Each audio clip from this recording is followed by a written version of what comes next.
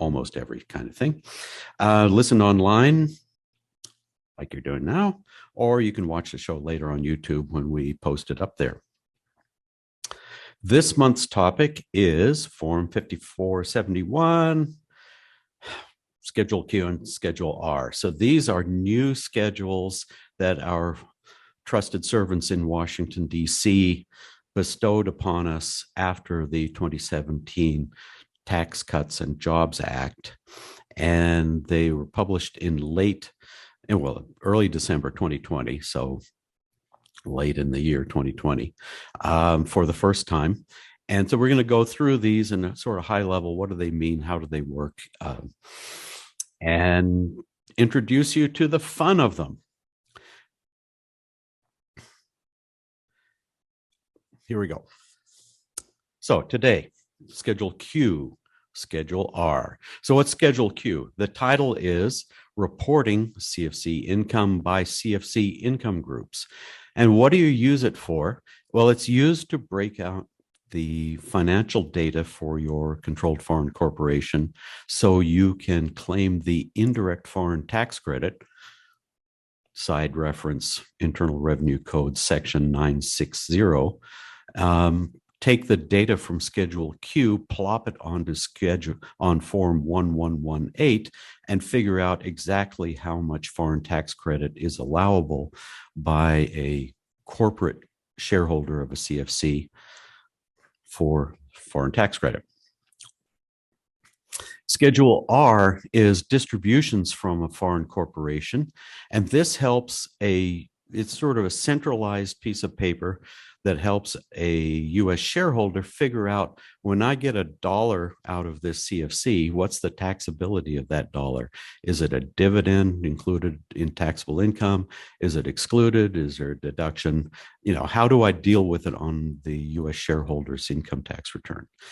And as you'll see, I personally see this is the early stage equivalent of a 1099 div for a controlled foreign corporation. And I'll talk a lot about that a little bit more. I fully expect both of these to become more robust in time. This is just the first generation of these two forms, and I think they will get better. There's some places, Schedule R is obviously more immature than Schedule Q. Schedule Q is pretty good shape. But even then, you can tell that they're going to evolve it some because they've got some columns on the sheet that are reserved for future use. So anyway, that's what they are and where we're going to talk about them. And let's go to Schedule Q first, because this is the more sophisticated, more developed one, in my opinion. And it's called CFC Income by CFC Income Groups. And this phrase, CFC Income Groups, is a hat tip to the different groups of income types that you need to figure out under Section 904 for the foreign tax credit limitation. And so Section 904 ultimately is going to define these income groups. Section Q is where you're going to, write down the numbers that you've done after you've done the heavy math off the schedule somewhere in some massive Excel spreadsheet. First things first, let's talk about who files it.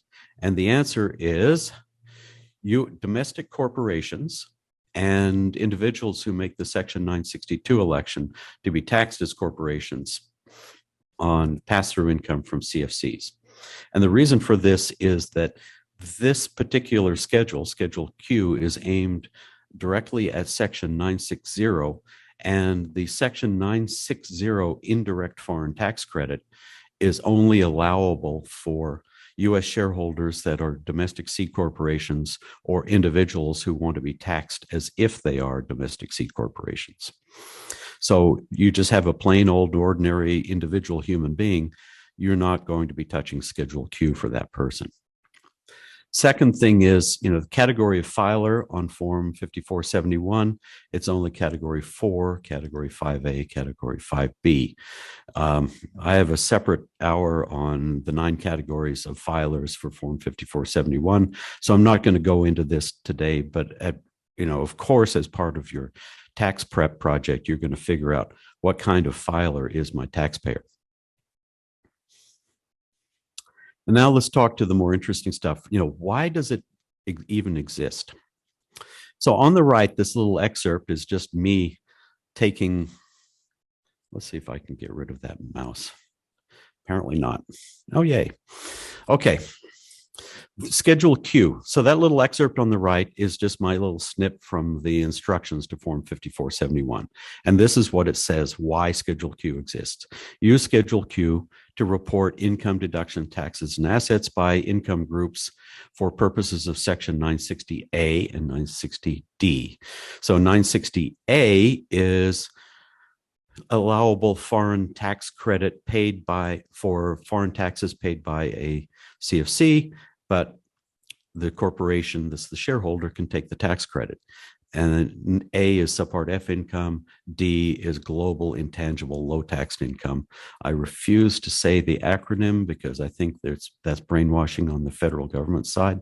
Not that I'm paranoid or anything. So you might hear me refer to it excruciatingly painful like that, or I'll call it globo tax, whatever.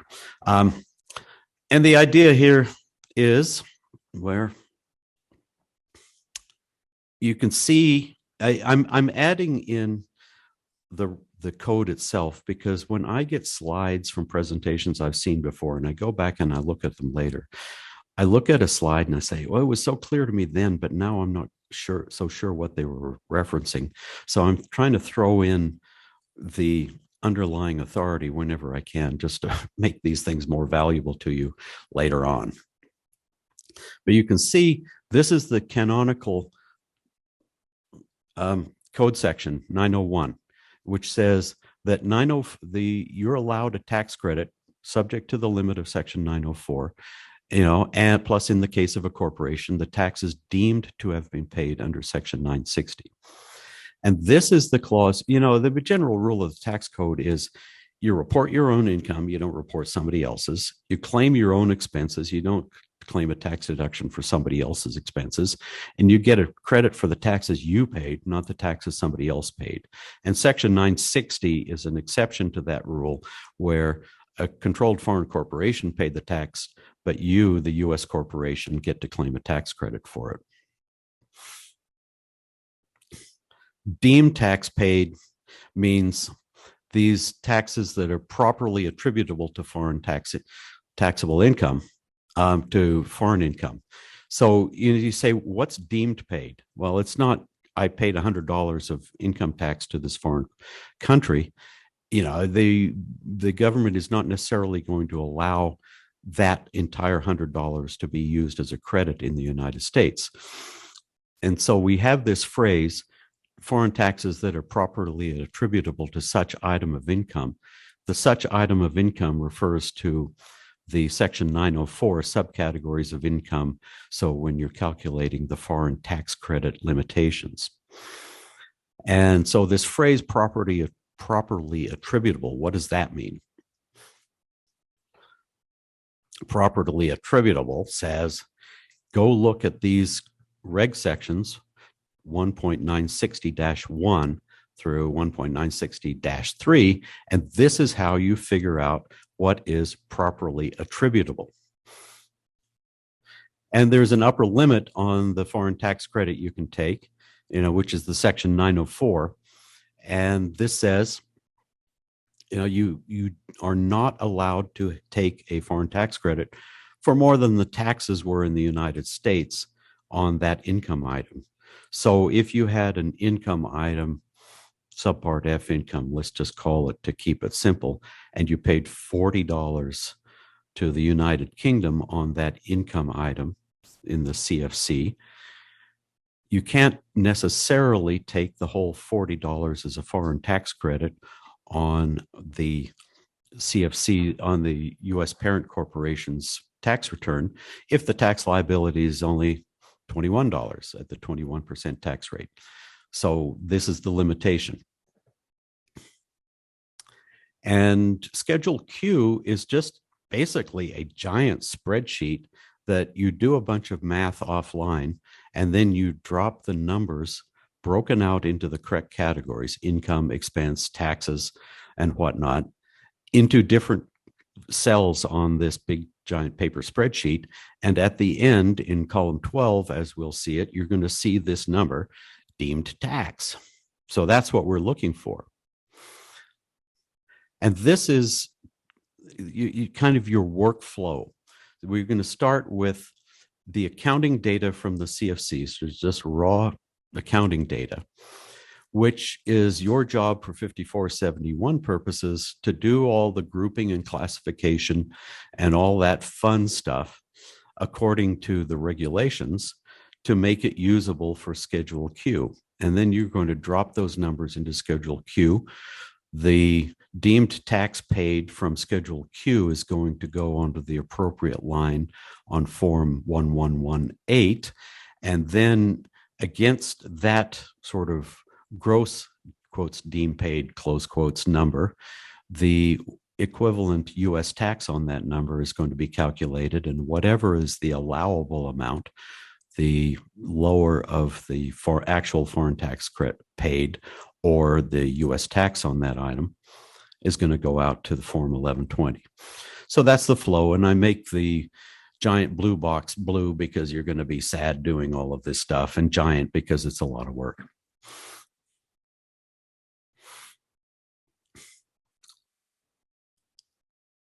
So Schedule Q, the breakdown of this thing. I'm just going to walk you through the form a little bit, a piece at a time. And we're going to talk about it in general sense. I'm not going to show you how to do one because frankly, all of the calculation is offline. And once you've done the calculations and the apportionment and allocation, you're going to be dropping the stuff into the form. So the hard thinking is offline, and it would be worth a whole session just how to do apportionment and allocation, but it ain't today. So here we start at the top of the form, and it's telling you when do you do a separate one and when do you not. But you see at item A and item B, you're asked to put some codes in here. Well, the code at the first line, line A, if you see passive 901J and general category, these come straight from section 904. Passive and general, is easy to understand. 901J is something that you know about in theory, but in reality you rarely see it, and that's where you pay income taxes to bad countries as the Department of State and our diplomatic policy defines bad, and therefore you're not allowed to claim a foreign tax credit for those taxes paid. And then category B is within the category of passive income. They want you to further break that down depending on how that passive income is taxed. So from start to bottom, 1, 2, 3, 4 little Roman numerals, the passive income is taxed by withholding at 15% or more. Category, code 2 is there's withholding, but it's between between 0.1 and 15%. Category 3, there's no withholding. And code 4 is there's tax, but it's imposed other than by withholding. And then, item C, again, you'll see we're breaking it out by Schedule Qs for U.S. source income or foreign source income. These are all driven by section 904, and you're going to find cross references to these specific items in section 904 for why they need to be broken out into separate categories for calculating the foreign tax credit limitation. And D is oil and gas stuff, which real people like us, we never touch. Now, that's the sort of the top of Schedule Q. And then what follows beneath that is a giant spreadsheet. And it's so giant with so many columns that, in fact, it runs 2 landscape pages side by side. I think it's 14 columns or something like that. And so what I've got here, I've snipped the far left column, which is all of this from 2 pages, page 1 on the left, page 2 on the right. So, and you can see what we're doing with the different subcategories. So remember, we've done general, we've done passive, and we've done 901J. And within passive, we've broken it down further. Now we've got these passive income items, with subpart F, which is one. So 1A through 1I, all the different types of subpart F income groups. And it's not only that you have to take the income of the CFC, tag it as subpart F income, then further subdivide it into the correct kind of subpart F income, but you're going to even further subdivide it into units, and business units for the CFC. So for subpart F income, we call those business units qualified business units. And for global intangible low taxed income, which you can see at item 3, tested income group, these are called tested units. So remember, think of the allocation and apportionment games you're playing. Start at the top. You've got $100 of income at the CFC level. Is it general, passive, or 901J? Within the passive category, you've got subpart F income. What kind? What qualified business unit? It can get quite intense. And this is why I say the fun is off the sheet. So a qualified business unit, this is a long-standing kind of concept, is, as you define it, any separate or clearly identified unit of a trade or business of a taxpayer which maintains separate books or records. So this is a long-standing thing, and most of the time it's clear. Sometimes it's not clear whether you have a qualified business unit or not. The interesting recent debate has been, Americans living abroad and they've got a little rental property that they just run. Is that a qualified business unit or not? But that has nothing to do with here. So at the margins, there's always a little bit of discussion about what a thing is. But for the most part, in CFC land, I don't have a problem with defining or identifying a qualified business unit. And then on the global intangible low taxed income side, tested unit is a slightly different concept. And if you read the proposed regs and then the final regs when Section 951 Cap A came out, they were toying with the idea of using the qualified business unit as the same sort of breakdown mechanism for global intangible low taxed income and foreign tax credit. But for reasons I don't exactly remember the technical reason, the government decided that it was too difficult to implement the qualified business unit concept in the context of 951 Cap A, and therefore they came up with this tested unit idea. So we're blessed with two different ideas, and this is a little bit simpler, in my opinion, than the qualified business unit, and probably a little bit less likely to be gamed by the taxpayer, quite frankly. So tested unit is the controlled foreign corporation itself, or pass-through entity held by the controlled foreign corporation, or a branch. So these are the three things. And of course, everything, terms and conditions apply.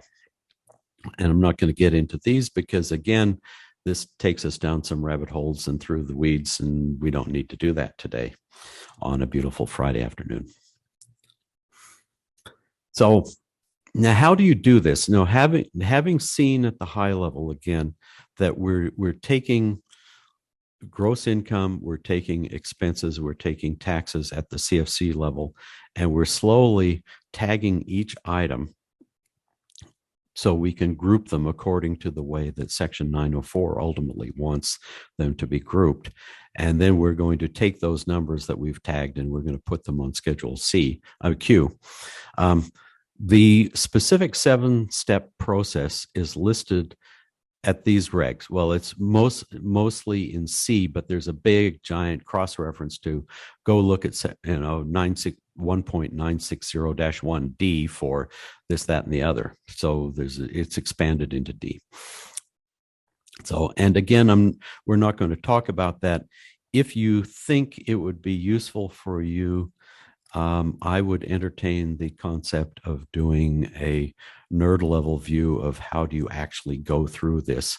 And if there's enough, interest in it from all of you out there, ping me. My email is on the last slide here, and I can put that on the to-do list. Because I mean, just so you know, when I'm thinking about section 5471 in preparation of form 5471, you constantly have to ping back and forth between, on the high level, understanding where are you and what does this all mean on the one side, and then deep down into the weeds to actually do this stuff, because it can get really intense. And a lot of times, if you don't have the perspective of the high level, you can't do the low level. But you have to have the low level, and you really have to have somebody walk you through it. So, I'm happy to do a walk you through the low level stuff, but just let me know. I don't want to be talking to myself on that. So, invitation to you to suggest a topic. So that's the 7-step process, and that's where you're going to find the operating rules. And when I say it branches off to other corners of the regulations, it's going to be stuff like, if you have an expense that's clearly attributable to a particular category of income, you tag it to that category of income. If you don't, you're going to do an allocation and apportionment of it.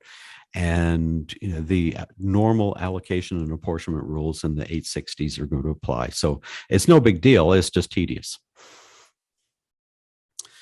So here's a picture of the top of the top rows are from page 1 and then page 2 below. So you can see this is just for subpart F income group, dividends, interest, rents, royalties, blah, blah, blah. This so 1A. And it runs right across, and you can see how you'll be dropping the numbers that you did the calculations into the different columns. We're starting with column 2 and all the way through to the end. And you can also see at column 12 on the lower row that here are the foreign taxes for which credit is allowed. So these are the taxes deemed paid that are allocable, in this case, to the subpart F income group, which is dividends, interest, rents, royalties, blah, blah, blah. And you can see the way it's designed, that the little row that says A is your total, and then each qualified business unit below, 1, 2, and an attachment 3, 4, 5, 6, 7, is the breakdown. And all of those qualified business units would sum to the total of the subpart F income in that category on row A or row B or row C, et cetera, et cetera. So this is why I'm saying it's really a monkey's job once you've done the math offline, just entering this stuff. And the number from column 12 goes over to form 1118. And I forget exactly where it goes, but it drops there. And it then goes into the bucket where the limitation based on the equivalent U.S. income tax liability for that income item will be applied.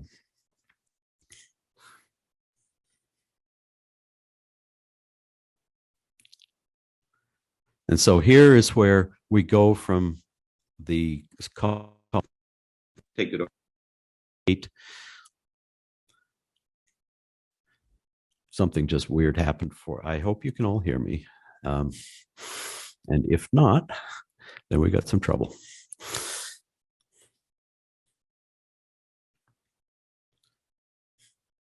Yeah, Elaine, if my computer told me that the microphone changed, so just throw something into the chat field. Okay, so section 904, this is just a little thing just saying you take it from Schedule Q to 904 to the form 1118, and then from the 1118 it'll go on to the form 1120.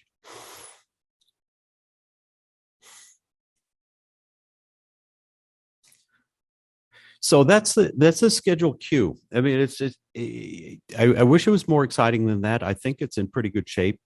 It gives you the ability to sort of summarize stuff, and it gives the IRS some more visibility on some number, because up to now, your worksheets have been kind of invisible to the IRS because all they see is the tax deemed paid on Form 1118, they didn't really see the background of how that came to be. And now Schedule Q gives the IRS some visibility into your worksheets and the computations. And again, Schedule Q doesn't have any computations against a compared to a few additions, but that's it. So it's nothing magic. And so it's really just a visibility thing for the IRS, in my opinion.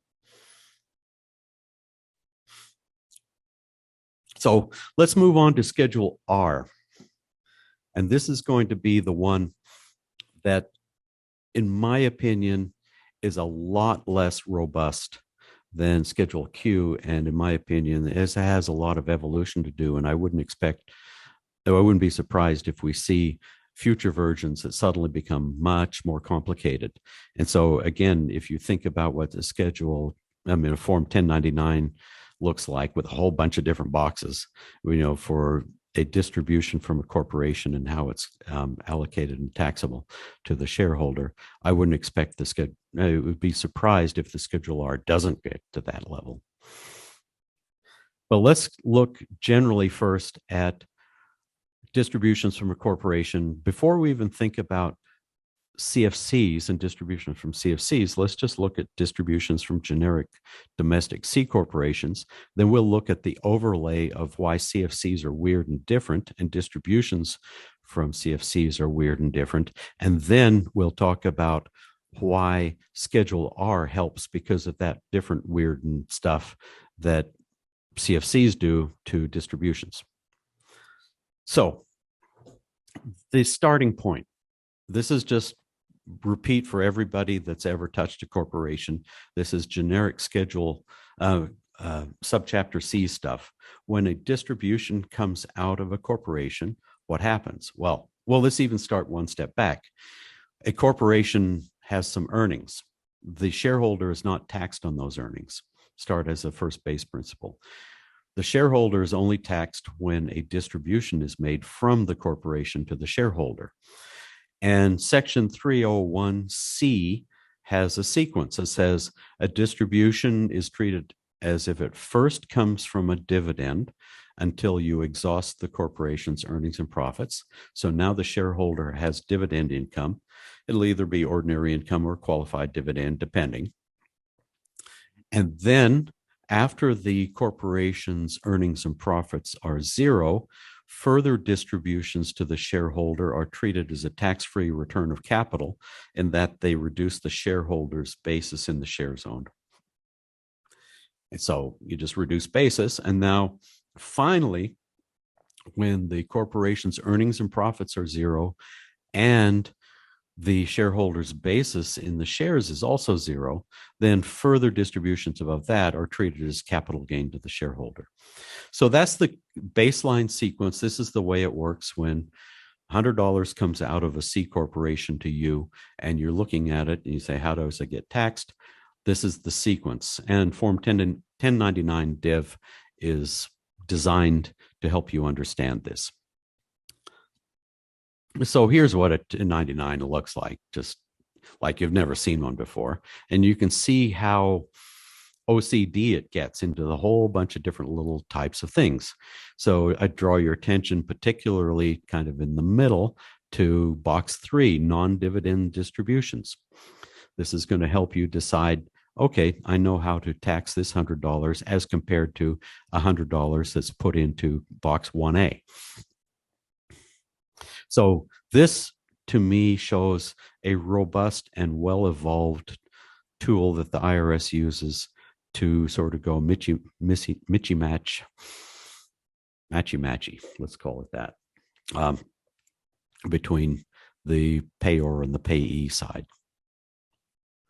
And in addition, on the Form 1120, if the corporation is making non-dividend distributions, then there's the Form 5452. Oh, look at me, I have a typo there. That's filed with the income tax return that gives a better view for the IRS for showing what's happening to earnings and profits and where these distributions going and things like that. Again, more visibility for the IRS to see when money comes out of a corporation, is it being classified properly and reported properly on both sides of the equation, corporation payor side and shareholder payee side. So with that in mind, and keep in mind this idea of the Form 1099, let's look at what the Schedule R is. Well, first, let's look at the instructions. And the instructions say this thing exists to provide information required by Section 245A. 245A is a dividend received deduction for C corporations that are shareholders of controlled foreign corporations. 959, this is distributions from previously taxed earnings and profits. And I'll talk a little bit about that, why it exists and how it works in a second. And then Section 986, and this is if you have passed through income from a CFC in year one, either subpart F income or global intangible low taxed income.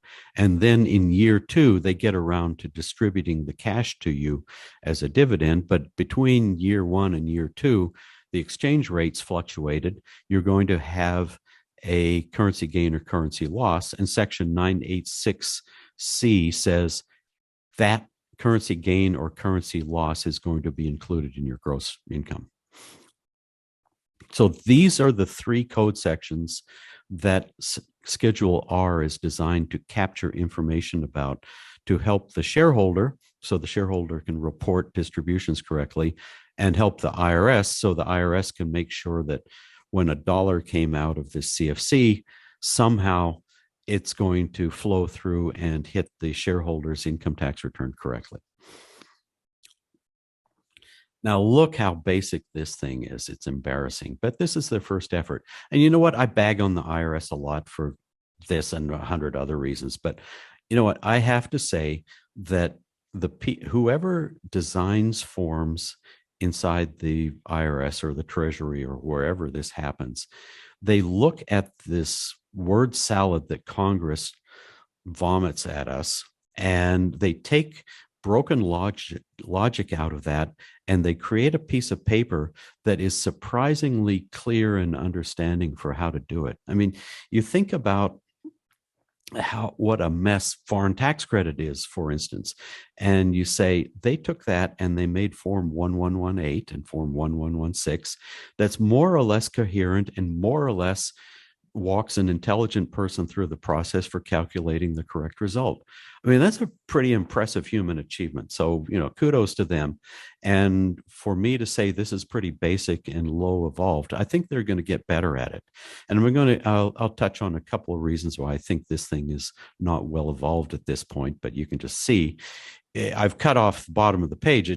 There's a bunch of lines 1 through 20 or whatever it is.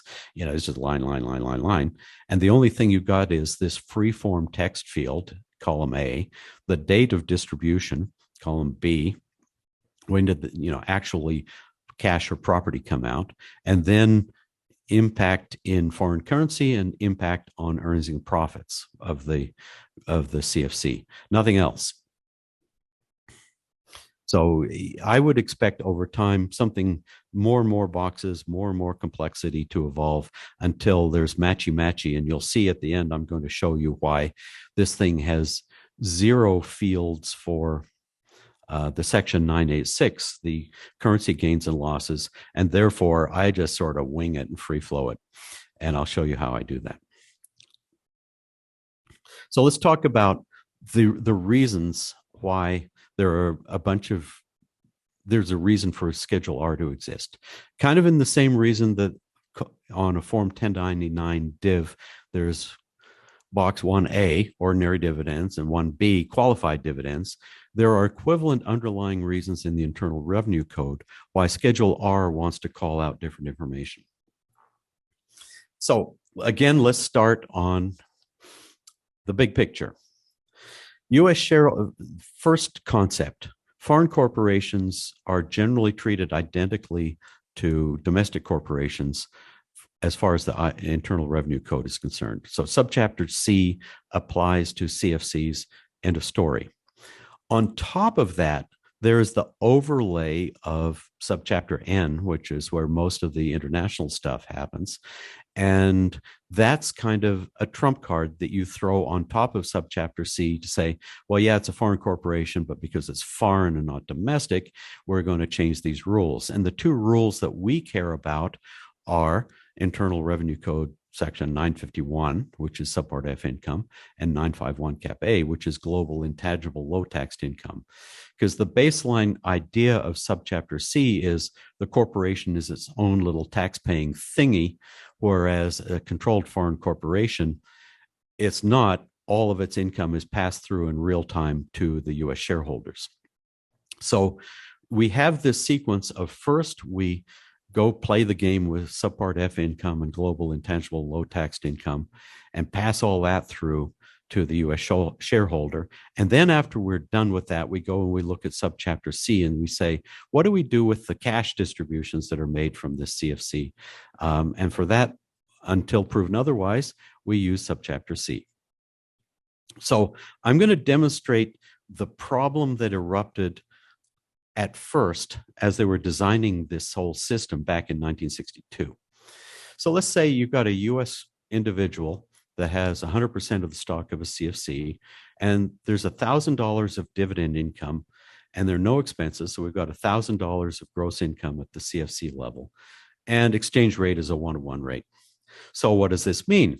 We look at section 951, open parentheses, little a, subpart F income, pass through that $1,000 of gross income at the CFC level, and it shows up as gross income on the individual's Form 1040.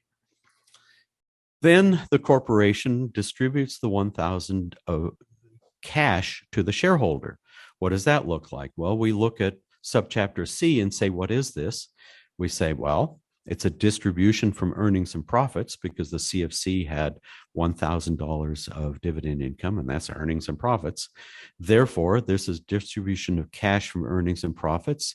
And section 301C1 says you got dividend income, and hey, presto, you got $1,000 of subpart F income and $1,000 of dividend income, $2,000 of taxable income, whereas in the real life, there was only $1,000 of income for cash for real. So they solved this problem in 1962 with section 959, which says that when the earnings and profits are passed through to you because of section 951 subpart F or 951 Cap A for global intangible low taxed income, and then later the distribution comes out of that previously taxed earnings and profits, you don't pay tax a second time. And the way they did it is they defined and say, hey, that cash that comes out as a distribution from previously taxed earnings and profits, don't even include it in your gross income, dear US shareholder. And so that's how they solve it. And going back to my previous example, what would end up happening is that in that case, the individual shareholder would have $1,000 of subpart F income, pay U.S. income tax on that, and would have dollars.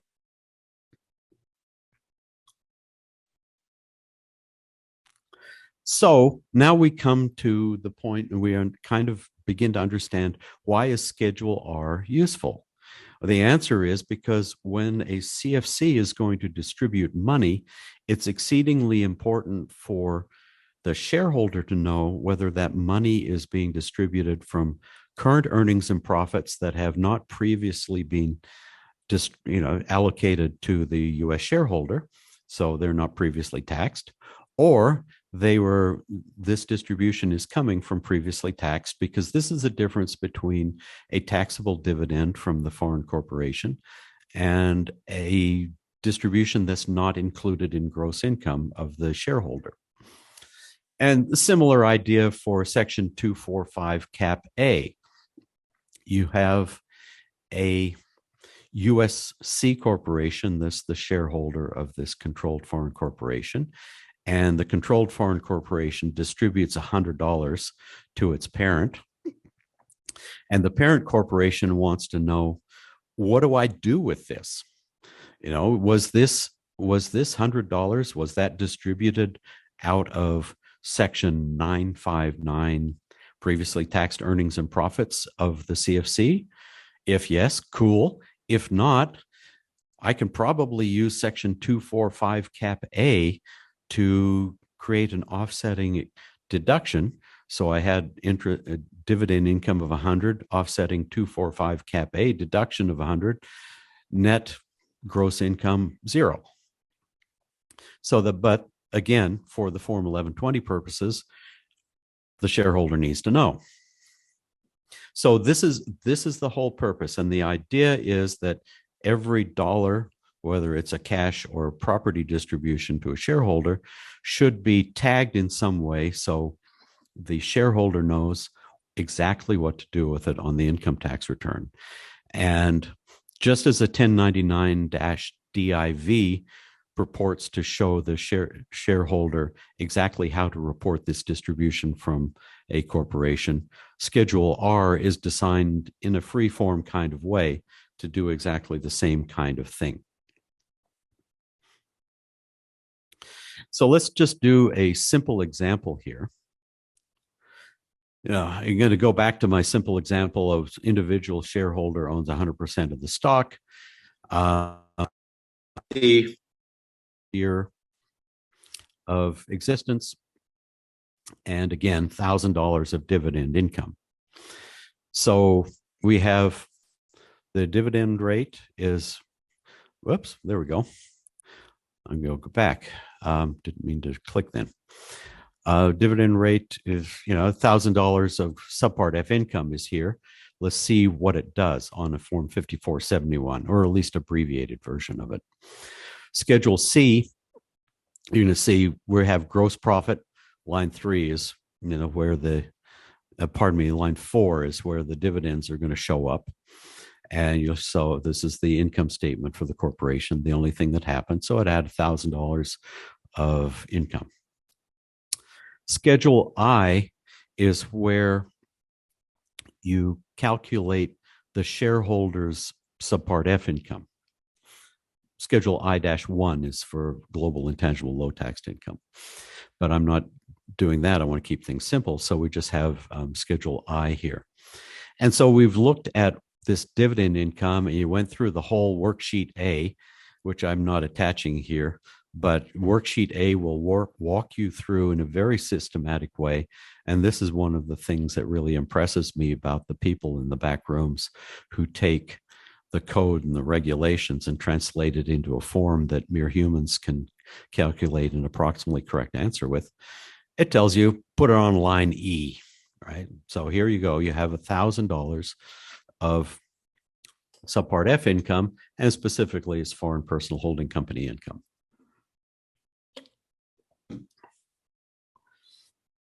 Now, true confession, the nerd in me really loves to follow earnings and profits through jumping along from one place to the other. Again, I don't know, ping me and tell me if an earnings and profits presentation would be interesting or not. But I don't know why I like it. It's just weird. I'm going to skip the schedules H, J, and P, but those are the earnings and profit schedules that would be filled in and completed. And, all of this stuff would flow through, but ultimately it's going to show that $1,000 of earnings and profits currently went over to Schedule J for the accumulated, the distribution. It reduces so that at the end of the year, you've got 0 accumulated earnings and profits because you went up current year 1,000, down distribution in the current year. So net earnings and profits remaining at end of year 0. And Schedule P is just a shareholder level calculation. And now if you go to the instructions for Schedule R, which frankly can be improved, and I'm sure they will be, this is what you do. They just say, put a little free-form description of what the distribution is and how it's supposed to be treated. So in this particular case, the 1,000 is coming out of current earnings and profits, which are being included in the shareholders' income in the current year. So they've been taxed, and therefore we have the exclusion is specifically in section 959C2. So we tell the IRS it's excluded from gross income of the shareholder under section 959C2. Date of the distribution, I arbitrarily said the cash was distributed on December 31. You state the impact in the functional currency in Schedule J, and off you go. So, you're going to do different versions of that for Section 245 Cap A, and I haven't done an example of that. Time, frankly, is the issue, but we can. The same idea. If you had something that was excludable from the U.S. shareholders, or that generated a 245 Cap A dividend received deduction, that item would be listed on line 2 and different things like that. So you might have multiple items depending on, if you have, for instance, a single distribution that's partly taxable. $100 is taxable as a dividend, $900 is from previously taxed earnings and profits. You'd have two separate line items for that. But let's talk now specifically about currency gain and loss, where I don't think the form has been quite designed for it. So you're going to have to sort of freestyle it here and do the best you can. So again, if you see on this instructions on the right-hand side, they say Schedule R is designed to capture this Section 986 currency gain or loss amount. Now, if you remember, the Schedule R doesn't have a field that is denominated in U.S. dollars. Columns A, C and D are denominated in functional currency. So this is a problem. And none of the columns talk about currency gain or loss. So there's really no field to put this stuff in, unlike a Schedule Form 1099 diff. So that's why I predict there will sooner or later be a little box or a little separate schedule or a part of Schedule R, which will be designed just for currency gain and loss. So here's the code section. And just so you know, this is why the currency gain or loss thing exists.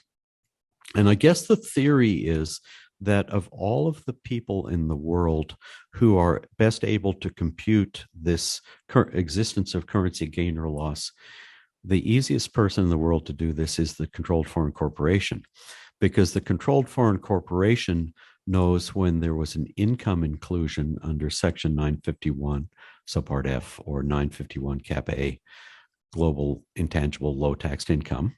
So they know that date, and the knows when it was made because they made the distribution. And therefore, the only missing piece is finding the exchange rate differential between those two dates and computing gain or loss for the currency in US dollars.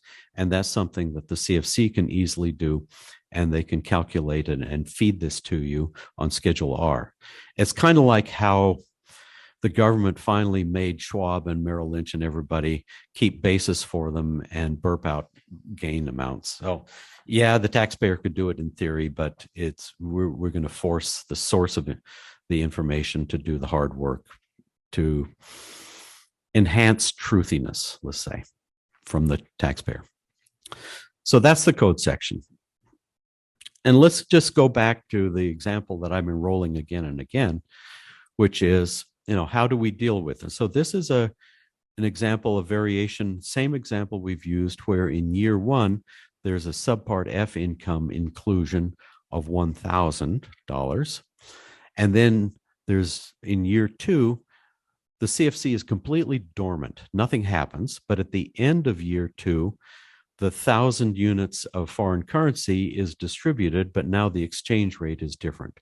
In other words, the value of that foreign currency has dropped, whereas it was a 1-to-1 in year one.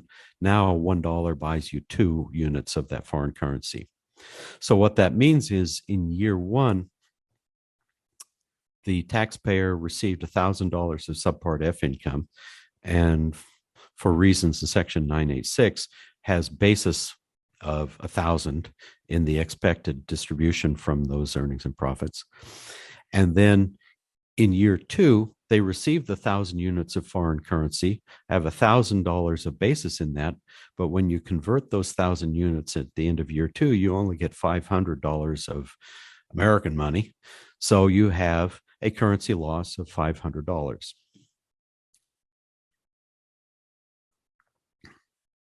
So that's how the currency loss comes to be. And I'm going to show you what I do on Schedule R just to sort of beat something into shape with a 5-pound hammer. So the year one distribution looks like this. I mean, we have, well, technically we wouldn't even have anything because there was no distribution in year one under the, so skip this. Sorry. This is what year two looks like. The Schedule I, see, we have no subpart if income passed through to the U.S. shareholder in year two because no income was earned. But line 6 calls out the exchange gain or loss on the distribution of previously taxed earnings and profits.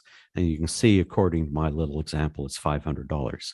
So the important thing to know here, number one, is the number that you need for Schedule R purposes already exists in Form 5471 on Schedule I. So it's not like you're going to have to do a bunch more hard math. It's already there. It's really just a matter of noting its existence and porting it over to Schedule R.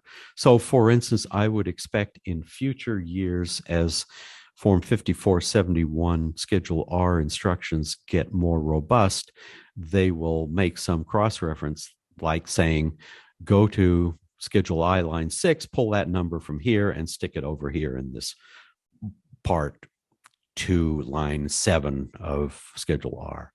So, you know, this is where your number comes from. And so this is what something for Schedule R purposes to report in year two that the distribution was actually made. So what happened? We had a distribution of 1,000 units of the foreign currency. So that's column C. It came out of earnings and profits, specifically previously taxed earnings and profits of 1,000, and that's in column D. So we're going to report all of that happened. We report the date of it, December 31, 2022. And my freestyle description on line 1 is currency loss on PTIT, previously taxed earnings and profits. And I reference section 986C1, which is the rule that says you have a loss included in your gross income. And then lines 2, 3, and 4 is just my caveman style attempt at giving the government enough information so they can figure out what happened here. So I just, line 2, I'm just saying exchange rate on inclusion date. So that was the previous year, was a 1-to-1. Exchange rate on the distribution date was a 1-to-2, and currency loss recognized 500. So you do something like that, and there's no right or wrong. It's really just trying, you know, you've got some mythical revenue agent opening your envelope and looking at your 5471 without enough coffee and trying to figure out what you did.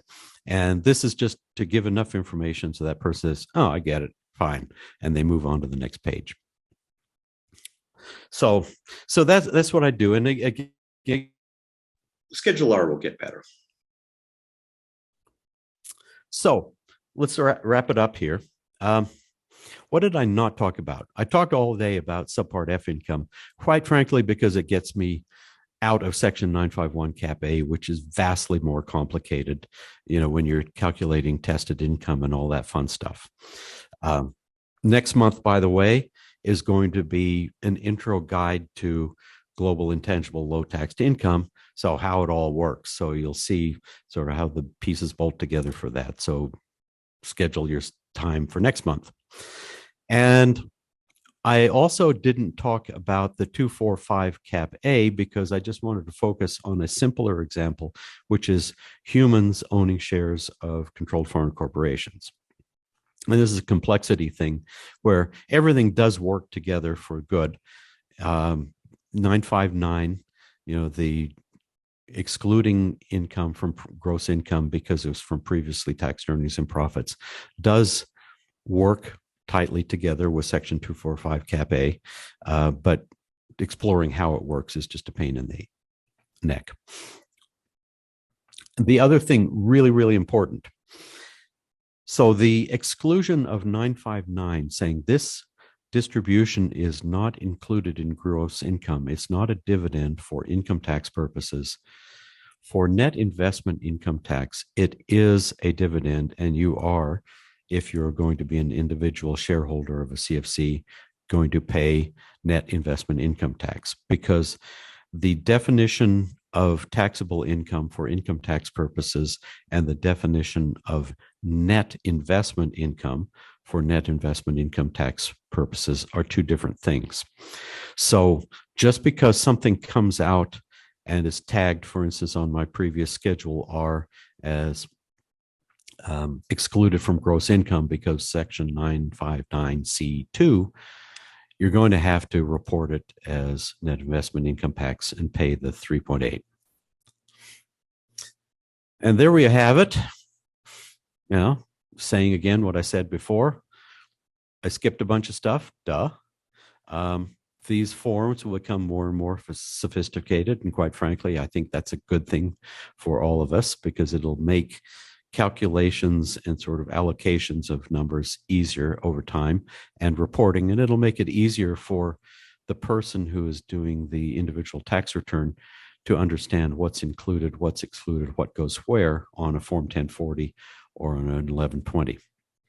And I think these things will evolve in time until they're just as much fun as a 1099.